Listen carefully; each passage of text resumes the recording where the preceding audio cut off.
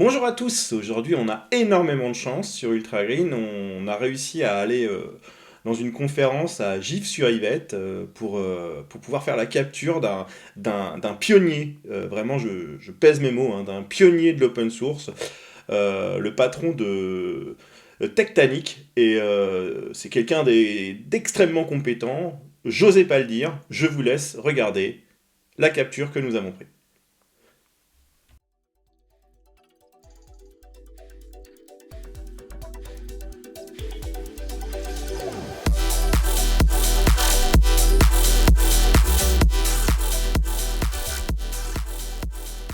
Eh bien, bonjour à tous pour cette conférence. Donc effectivement, aujourd'hui nous allons parler des dangers de l'ouverture du logiciel.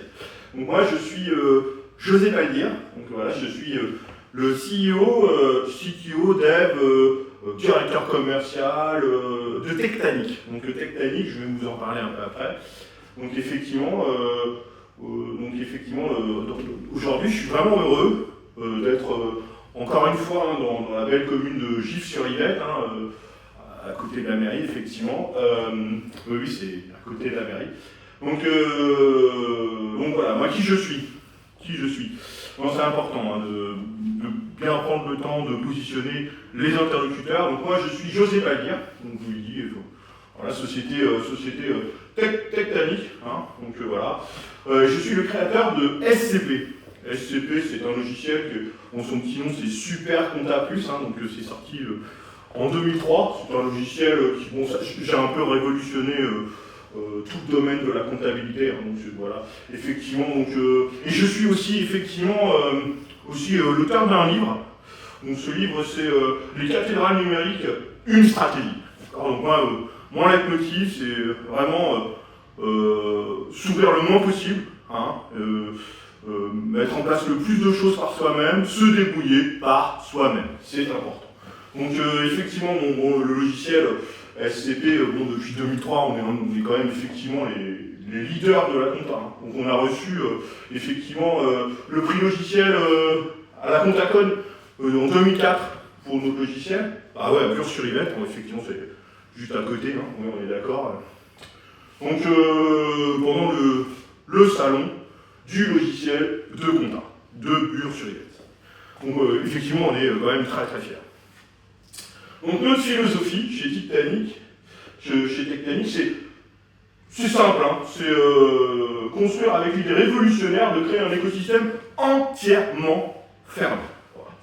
Voilà, les développeurs qui utilisent des librairies open source, c'est des plombiers, c'est Mario, non, chez nous, pas d'open source, on code tout à la main. Donc effectivement, hein, moi, un petit peu ma phrase signature, quelque part, c'est Hortus conclusus soror mere sponsa. Hortus conclusus fons signatus. Donc effectivement, ma sœur est fiancée, est un jardin clos, le jardin clos est une source fermée. Donc effectivement, ça positionne tout de suite. Voilà, c'est le leitmotiv de l'entreprise, c'est comme ça qu'on fonctionne. Le quantique des quantiques. Voilà, et donc effectivement, on a un projet, effectivement c'est un petit peu un projet qui me tient beaucoup à cœur. On essaye de lancer, pas le dire OS, hein, donc c'est l'OS souverain ultime. Voilà, pour faire simple. Donc contrôle absolu, là, aucun problème. Chaque ligne de code, c'est du Tectanic. Il y a même beaucoup de lignes, c'est du j'osais pas le dire. Hein, voilà. C'est codé en interne.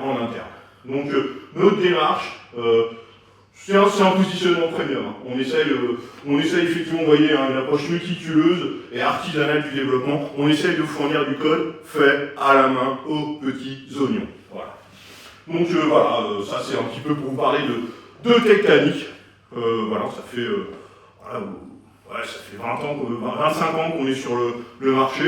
On tient la route. Voilà, donc je pense qu'on est pertinent pour vous expliquer les dangers de l'ouverture. Donc, le monde est infecté par une idée extrêmement dangereuse. Le partage. Le partage, c'est très dangereux. Donc l'open source, c'est partout. Vous en avez sur les serveurs, vous en avez sur les bases de données, les frameworks, c'est une menace pour le statu quo, c'est un vrai problème. Hein. Des millions de développeurs collaborent gratuitement. Où est le modèle économique? Moi je vous le demande, où est le modèle économique? Comment on fait du business quand on partage tout? C'est pas possible. Ah non, vraiment. Notre mission, alors nous, chez Tectonic, donc c'est vous donner les clés pour résister à cette vague de générosité et à construire un échec potentiel mais contrôlé. Donc effectivement, ça peut ne pas marcher, mais contrôlé. Voilà, c'est quand même important de le souligner. Donc, voilà, pour moi l'open source, je l'ai déjà dit, mais c'est le communisme du code. Hein. Chez Tectonic, nous, on n'est pas des camarades, on est des entrepreneurs, on est des constructeurs, on fait tout par nous-mêmes. Donc, ensuite, alors, évidemment, le coût. Voilà, le gratuit. Mais le gratuit, c'est pour les amateurs. Hein, le gratuit, non. Le vrai luxe, c'est de payer. D'accord? Donc pourquoi vous pourriez dépenser à rien du tout, hein, alors que vous pouvez dépenser 200 000 balles de licence? C'est pas logique. Hein, on est d'accord, c'est pas logique. D'accord? Donc un prix élevé, ça a toujours été un gage d'une extrême qualité, d'un logiciel performant. Voilà. Donc, c'est comme le vin. Hein. Plus vous allez payer cher pour boire une bonne bouteille de vin, plus vous êtes sûr que c'est la bonne bouteille de vin. Et bien le logiciel, c'est pareil. Plus vous payez cher, plus c'est de qualité. Donc nos investisseurs, ils sont toujours rassurés de voir que nous, on paye des licences qui coûtent le plus cher possible. Donc voilà. C'est bon pour tout le monde, ok? Bon, je continue, n'hésitez pas à ne pas me couper, hein, d'accord? Donc le gratuit c'est suspect. Donc si vous ne payez pas, ça veut dire que c'est vous le produit. Hein, ça c'est évident, hein, sérieusement. Hein. Ouais. Au pire, de toute façon, c'est des trucs IP, hein, c'est des trucs avec des mecs en sandales, voire des mecs pieds nus et tout, enfin, bref, non pas logique. Hein. Donc, comme je le dis toujours, moi, on parle de communauté, la seule communauté qui m'intéresse, c'est celle de nos actionnaires quand ils reçoivent leur futur dividende. Oui, futur dividende. Bon, ok. Alors, l'open source. Forcément, c'est chaud aussi, Lyon. Oh là là. Mettez la prime, hein, sérieusement. Enfin, bon, alors, l'open source. L'open source, on peut le modifier comme on veut, oui. Ah, ça, c'est la promesse, en tout cas. Mais le changement de vous à moi, c'est effrayant, le changement.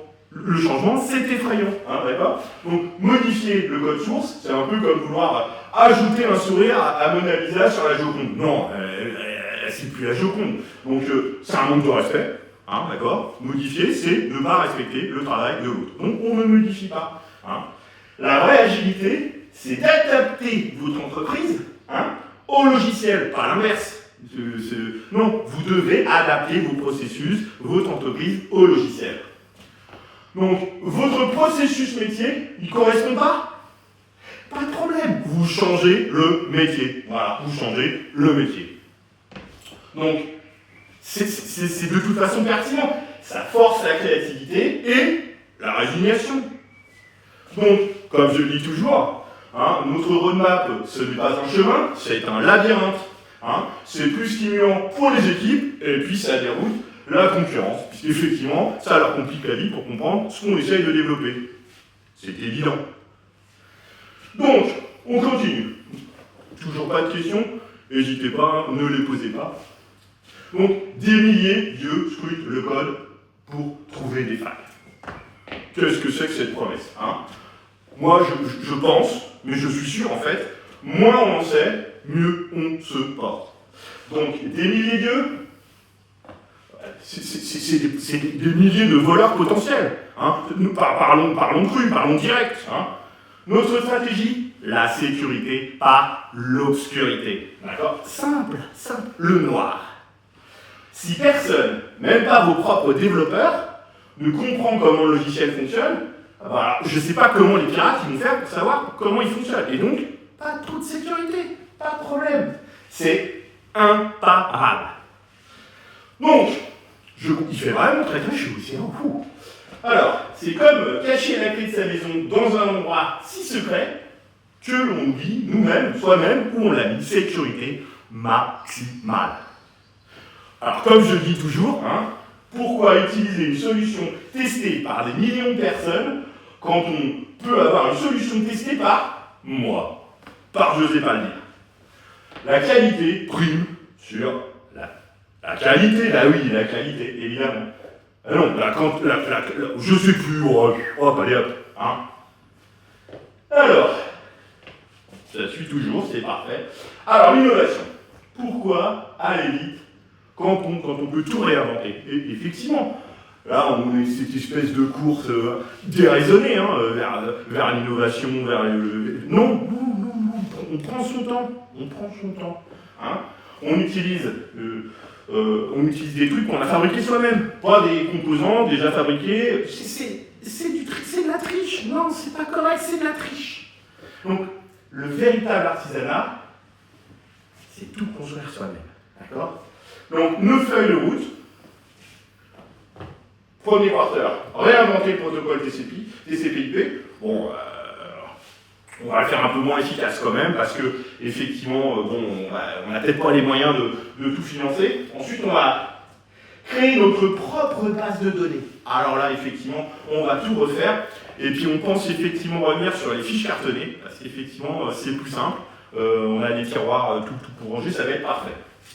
Lancer notre propre langage de programmation, le Pioneer Script. Effectivement, ça nous permet vraiment de partir de la base, de construire à partir de la base. Ensuite, le time to market. Le time to market, de mon point de vue, c'est un concept surfait. Hein. Nous, on vise le time to perfection.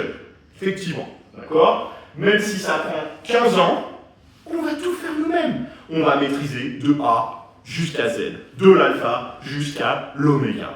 Voilà. Alors, comme je le dis tout le temps, hein, un bug dans notre logiciel, c'est pas une erreur. Non. Un bug, c'est une feature non documentée qui teste la résilience de nos clients. D'accord? C'est un service, en quelque sorte. Merci, Pioneer. Alors, le support. Nous, notre approche, hein, c'est préférer le standard téléphonique à la sagesse des foules. D'accord? Donc, une communauté? Non. Pas de communauté. Vous voulez dire une foule de gens anonymes qui baragouinent sur des forums qu'on ne comprend pas, qui en plus ils ont tous des nationalités différentes. On ne veut pas de ça chez nous. D'accord? Donc, très peu pour nous. Nous préférons un vrai support professionnel avec un numéro unique, 45 minutes d'attente minimum, ça permet de filtrer uniquement que les gens qui sont motivés, et du coup on sait qu'on va avoir un service de qualité. Et effectivement, donc un technicien qui lit un script et vous demande si vous avez essayé de redémarrer. C'est ça. Ça, c'est du service premium. D'accord? Comme je le dis toujours, rien ne vaut une bonne musique d'attente. Bien cool. Alors, le vendor lock-in. Déjà, ça fait pas longtemps que j'ai compris la formule, et bon, moi ça me dérange pas, personnellement. Le vendor lock-in, c'est un gage de stabilité. La dépendance, c'est un engagement. Voilà. Et comme ça, on n'est pas enfermé, on est engagé. Vous avez madame, là, vous êtes mariée avec, et ben vous êtes engagé. Voilà, c'est noble, c'est beau, voilà, c'est parfait. C'est romantique, c'est beau, voilà. Il fait toujours aussi chaud ici. Ça simplifie la prise de décision. Il n'y a plus de décision à prendre. On est engagé. C'est facile, c'est simple, c'est clair, pas de problème. Donc si le fournisseur double ses prix ou arrête le produit, pas grave. Et on recommence tout depuis le début. On repart de la base, on refabrique depuis le début. Et ouais. Comme je le dis toujours. Un bug dans notre logiciel, c'est pas une erreur, d'accord? Vous vous rappelez, c'est toujours pareil, c'est une feature. Je sais, j'en rabâche. Je sais, j'en rabâche. Mais c'est normal, je cloue, je positionne le sujet, d'accord? Alors, bon, je sais, il y a beaucoup d'informations à intégrer, c'est compliqué. Je vais conclure, parce que bon... Voilà, je pense que le sujet est relativement complexe, je vous laisse le temps de bien l'absorber, d'accord? Qu'est-ce que je veux vous dire en conclusion? Donc, en conclusion, votre stratégie gagnante, c'est dépenser plus. Voilà. Le gratuit, c'est votre ami. Le gratuit, c'est mal, d'accord? Soyez rigide. Le logiciel dicte. C'est important. Non, c'est important. Le logiciel dicte. Vous obéissez. D'accord? C'est simple. Donc, vous cachez tout. Les sources fermées, hein, évidemment, on ferme tout. Hein. Si vous ne savez pas comment ça marche, personne ne le saura. Plus de problème de sécurité. Innovez le moins possible. D'accord? Vous réinventez tout. Surtout les trucs qui existent, parce que les trucs qui existent, on ne sait pas si c'est fiable. Donc, vous réinventez tout, vous redéveloppez tout. Hein? Vous isolez. Hein? Vous isolez complètement, vous fuyez les communautés. Vous chérissez la hotline. Hein? Ça, c'est je pense, à mon avis, on est dans la zone la plus... Voilà, c'est très très important. Ici, on est dans le bien. Et enfin, vous vous engagez à vie. Je vous l'ai dit, une relation commerciale, c'est un mariage. D'accord? Vous êtes avec Bobonne depuis combien de temps? 25 ans? Eh ben voilà, ça, c'est bien. Voilà, parfait. Hein? Donc le lock-in, c'est votre nouvelle zone de confort. Voilà. Et enfin, comme je le dis tout le temps, si c'est gratuit, c'est que ça vaut rien. C'est nul. C'est de la merde. Hein? Si c'est complexe, c'est que c'est du génie. Toujours pas de questions?